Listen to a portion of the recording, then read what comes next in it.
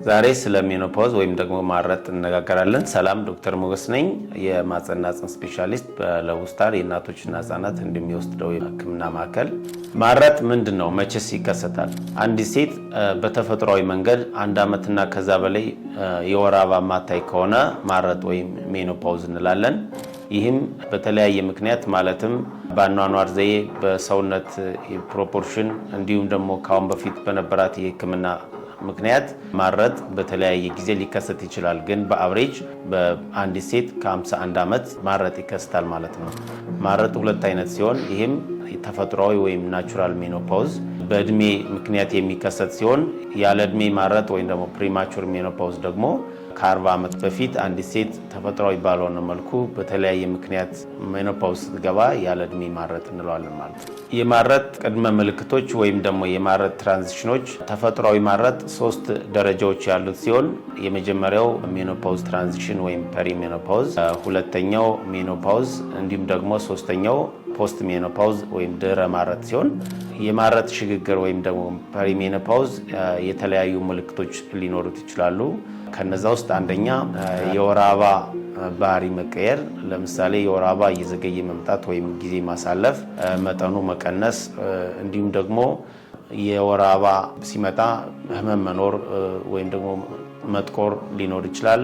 ከዚህም በተጨማሪ ሌሎች የሰውነት ክፍሎች ላይ ምልክት ማየት፣ ለምሳሌ የሰውነት ሙቀት መምጣት ከሙቀት ጋር ተያይዞ ይህ የሰውነት ሙቀት ሆት ፍላሽ እንለዋለን። ይህም ብዙ ጊዜ የላይኛው የሰውነታችን ክፍል በተለይም ፊታችንና ደረታችን አካባቢ የሚከሰት ሲሆን ይህም ከ1 ደቂቃ እስከ 5 ደቂቃ የሚቆይ ብዙ ጊዜ ሌሊት ላይ የሚከሰት አብሮ የልብ ምት መጨመርና ላብ የሚኖረው ሲሆን ከዚህም በተጨማሪ ማህፀን አካባቢ የማህፀን መድረቅ፣ የግንኙነት መቀነስ፣ የማህፀን ልስላሴ መቀነስ ተጨማሪ ሊኖር ይችላል።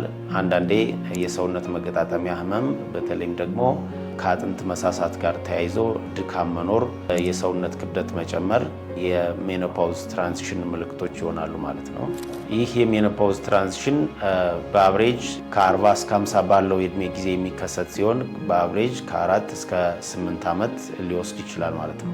አንዲት ሴት ለምን ሜኖፖዝ ትገባለች? ሜኖፖዝ ወይም ማረጥ በዋናነት የሚከሰተው ኢስትሮጅን የሚባለው ሆርሞን በሰውነታችን ሲቀንስ ሲሆን ይህም ኢስትሮጅን የሚባለው ሆርሞን የሚመረተው ካልበሰሉ እንቁላሎች ስለሆነ አንዲት ሴት ስትወለድ በምትወለድበት ጊዜ ይዛቸው የምትወለደው እንቁላል ቁጥር እድሜ በጨመረ ቁጥር በየወሩ የእንቁላል ቁጥር እየቀነሰ ይሄዳል። እነዚህ እንቁላሎች እየቀነሱ ሲሄድ የኤስትሮጅን ምርትም አብሮ እየቀነሰ ይሄዳል። ከዛ በጊዜ ሂደት የዚህ ኤስትሮጅን መቀነስ በሰውነታችን ላይ ያለው ሚና ስለሚቀንስ ወይም ስለሚያቆም ማረጥ ይፈጠራል ማለት ነው። የማረጥ ምልክቶች ሲኖሩ በተለይም ሆት ፍላሽ፣ ሙቀት ማስቸገር፣ የአጥንት መሳሳት እንዲሁም ደግሞ ማህፀን አካባቢ የማህፀን መድረቅ ሲኖር ዋና ዋና የህክምና አማራጮች በህክምና ሲሆን ወይም በመድኃኒት ሲሆን ይህም የህክምና የማረጥ ምክንያቱ የኢስትሮጅን ሆርሞን መቀነስ ስለሆነ ዋናው ህክምና ኢስትሮጅን መተካት ይሆናል ማለት ነው።